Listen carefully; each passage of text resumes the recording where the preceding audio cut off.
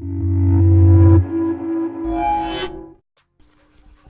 guys, Bassus here, and today I want to talk about the new Fury Warrior changes that just dropped on the BfA beta. When I first read about these proposed changes, I thought they sounded awesome in theory, but obviously I kind of withheld my final judgment on them until I actually got to play the class, because sounding good in theory might not always translate to actually playing well in the actual game itself. But once I actually spent some time with the class, I actually got to play it in the beta. Like I said, it just went live the other day, these changes, and I can honestly say that it's kind of just what the doctor ordered, so to speak, for the Fury Warrior. I think these changes are awesome, especially compared to where Fury was in the beta before. It's a huge step forward in the right direction.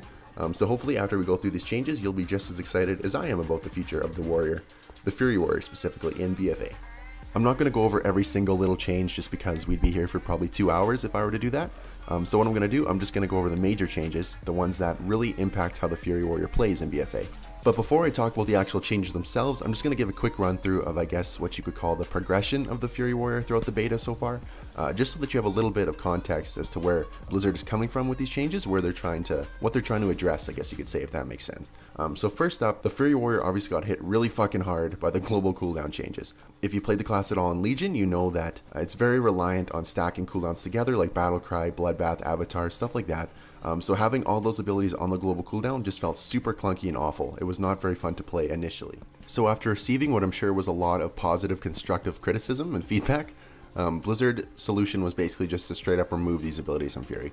So we no longer have access to abilities like Bloodbath and Avatar, they're just straight up gone. And pruning never feels fun. Obviously losing abilities is never fun, it always kind of feels shitty.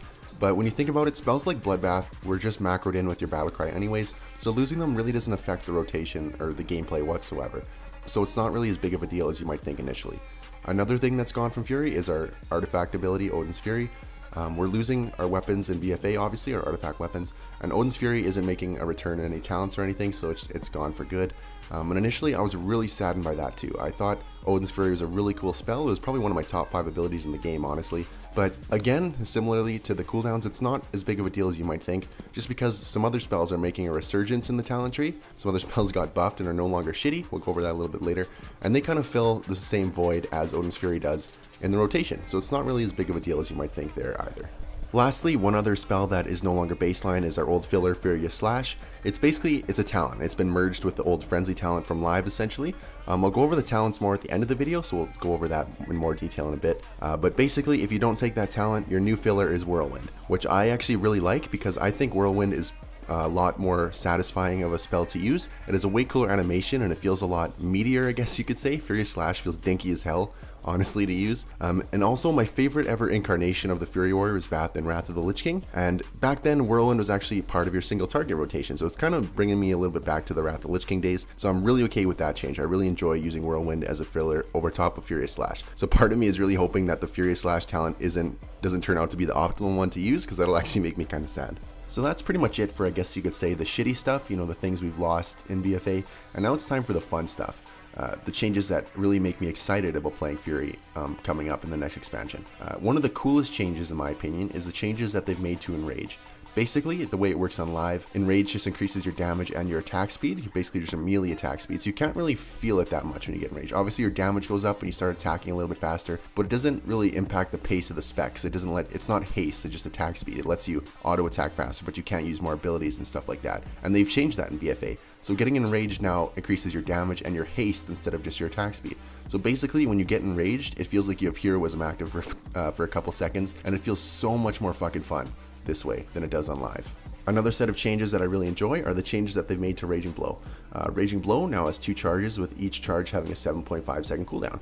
So obviously that's going to play a lot more like the Inner Rage version from Live than the current baseline version where you have to be enraged to use Raging Blow, which I'm a huge fan of because I actually was really fucking upset when Bloodbath pulled ahead in that talent tier, because I really prefer the style of gameplay where where Raging Blow has a cooldown instead of having to wait till you're enraged to use it and then just spamming it while you're enraged. So I'm really happy about this change. And in addition to that, Raging Blow also has a chance to reset one of the charges now. It has a 20% base chance to reset the cooldown when you use it. So that adds a little bit of extra unpredictability to the rotation, I guess. And having to make sure you don't cap your charges is a nice little touch of complexity on top of the spec that we didn't have before. Another core ability that saw a pretty major rework in a positive direction, in my opinion at least, is Execute. Obviously the way Execute works on Live, it basically replaces Rampage as your main rage dump during the Execute phase. but that's been changed so that it now generates you 20 rage on a 6-second cooldown. So the thought process there is that instead of replacing one of your core buttons during the execute phase, execute is going to be an additional one that kind of adds to your rotation. And instead of replacing rampage, like I said, it's going to help you fuel more rampages, and that's a change that I'm also okay with. I think that plays nicer as well. Lastly, our main cooldown Recklessness has seen some pretty major changes. If you're not aware, Recklessness is basically just Battle Cry renamed. It was essentially the same spell, just with a different name. But it's been changed quite significantly from the way it worked in Legion. Obviously, the way it works in Legion, Battle Cry just increases your critical strike chance by 100%. But the way it works now is, in addition, it still gives a little bit of critical strike chance. I think it's 20%, I believe. Don't quote me on that, but it's around 20%. So obviously it's a lot lower than it is on live currently. But the main function of the spell is it doubles your rage generation for its duration, and its duration I think has been doubled. I think it's at 13 seconds now, which is crazy. So basically, like I said, the enrage mechanic really feels nice now. Like, being enraged really feels like you're a fucking maniac. So getting double rage generation and enabling you to pump out a lot more rampages and therefore increasing your uptime with enrage feels really cool. It honest to God feels like you're fucking just going insane for those 13 seconds, and it feels so much better in my opinion than it does on live. That's another change that I'm really excited about. So that's really it for changes in regards to the core abilities of the class that really affect how it plays. But the most recent beta build really focused on bringing the talent trees up to date with this kind of new playstyle with the Fury Warrior. The new philosophy, I guess you could say, that Blizzard is going for with the class. So we'll dive into that next, because there's a lot of new stuff going on there. Now that we're in game, we can go over the talent trees quickly. A lot of this is going to look pretty familiar to what you've grown to know and love in Legion, but I think there's enough changes that it warrants going over it. But that's not the case in the first tier here. Still have War Machine, Endless Rage, and Fresh Meat. Nothing really exciting going on there. But in the second tier, you'll notice that Shockwave is gone, and instead we have Impending Victory. Impending Victory basically just replaces Victory Rush, which is making a return to Fury. If you're unaware, Victory Rush is basically just an attack that becomes available after killing a mob or a player or whatever that heals you. And Impending Victory is basically just an upgraded version of that. It has a cooldown that resets. Instead of only becoming available after getting that kill, it just resets the cooldown, the 30-second cooldown. So just a slightly improved version of Impending Victory here. Once we get to the third tier, a lot of the changes are kind of starting to become more apparent. This is quite a bit different than what exists currently on live. So Inner Rage, Raging Blows cooldown is reduced by 1 second and damage is increased by 15%. So basically this talent just serves to speed up the rotation a little bit by reducing the cooldown of one of your spells, obviously. Whereas Sudden Death, your attacks have a chance to reset the cooldown of Execute and make it usable on any target regardless of their health. So this talent serves to kind of give you that more proc-based gameplay, which is what I prefer over the other two options in this tier personally. I don't like specs that are totally reliant on procs, like the Frost Mage, but I like having a little bit, a little bit extra on top. Maybe you get a proc here, and that just kind of, it feels nice to get a proc, boost your damage, kind of stuff like that. So I personally like this talent here, but they're all viable, like I said. Well, I don't know if they're going to be viable, but they all feel fine, I guess is what I should say. Lastly, we have Furious Slash. Like I mentioned earlier, it's basically just melded into the Frenzy talent, which was here before. Aggressively strike with your offhand weapon for 846 physical damage, and increasing your haste by 2% for 15 seconds, stacking up to 3 times. So that's probably the most complex option out of the 3. Basically it gives you a whole new button to add to your rotation, and sort of, I guess, it gives you something to keep track of, because obviously you're not going to want that buff that it gives to fall off. But I don't think it really require much attention, because I'm pretty sure that would just replace really Whirlwind as your filler for single target anyway, so I couldn't ever see you having to really actively monitor that. But yeah, that's the new Furious Slash essentially. Again, there's nothing really new going on in the level 60 tier. We still have Furious Charge, Bounding Stride, and Warpaint. But the last 3 tiers here are where I think shit gets really interesting. It's basically all new talents here. So in level 75 tier, we have Carnage. Rampage costs 10 less rage and deals 10% increased damage. Pretty simple, just lets you get more rampages off, obviously because it costs less rage, increases the damage of it. Massacre, Execute is now usable on targets below 35% health. Again, that's really simple. Not a whole lot exciting going on there.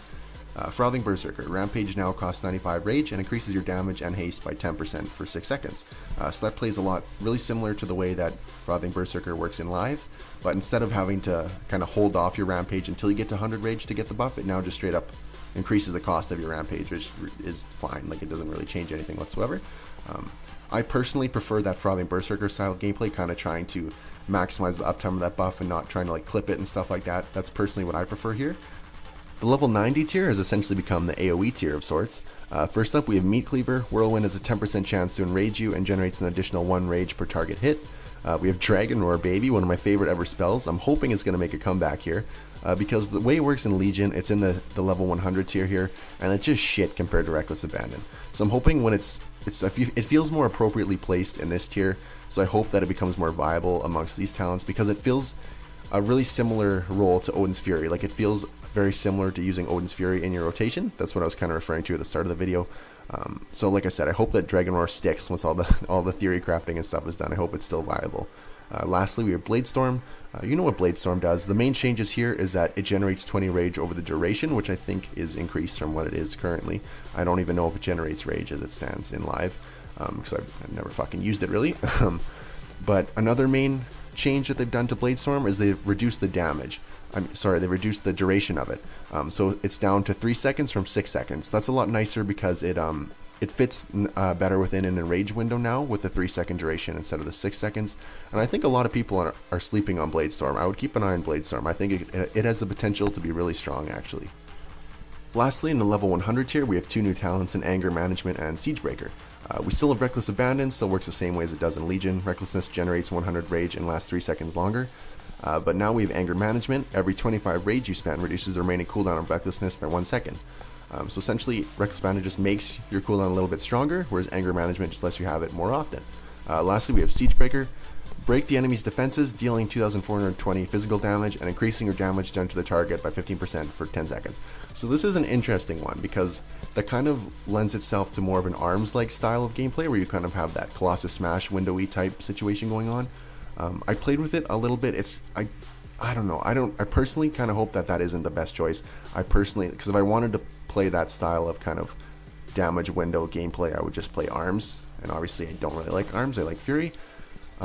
But it doesn't feel too bad. It kind of adds a little bit of extra thought to your rotation, just kind of trying to maximize your damage during those Siegebreaker windows, which is kind of fun. But yeah, like I said, it's an interesting talent. It's definitely interesting. So that's basically all the major changes that have been done to the Fury Warrior at this point of the beta, at least.